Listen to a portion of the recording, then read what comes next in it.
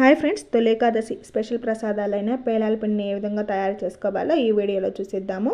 దీన్ని మనం జొన్నలతో కానీ మొక్కజొన్నతో కానీ చేసుకోవచ్చు. ఇక్కడ నేను మొక్కజొన్నతో చేస్తున్నాను. ఇక్కడ 1 కప్ మొక్కజొన్నని తీసుకున్నాను. మనకి ఇవి సూపర్ మార్కెట్లో ఉంటాయండి.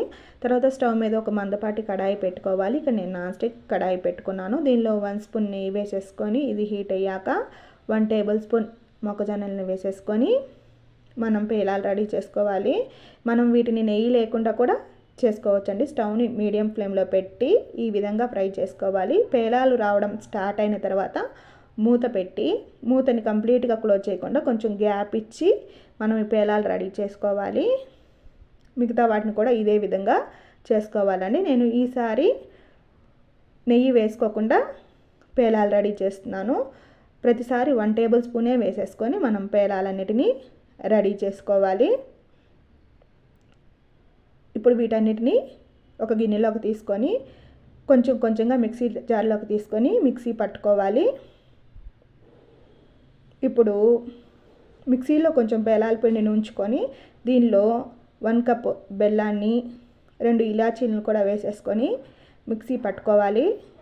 దీన్ని కూడా మనం గిన్నెలోకి తీసేసుకున్నాము. మనకి ఇలా రెడీ చేసేసుకున్నా కూడా పేలాల పిండి అనేది రెడీ అయిపోతుంది. మీకు ఇంకా అడిషనల్ టేస్ట్ కావాలంటే ఇక్కడ చూడండి, ఒక 1/2 కప్పు వరకు పుట్నాల పప్పును తీసేసుకొని దీన్ని మిక్సీ పట్టుకొని ఈ పేలాల పిండిలో యాడ్ చేద్దాము.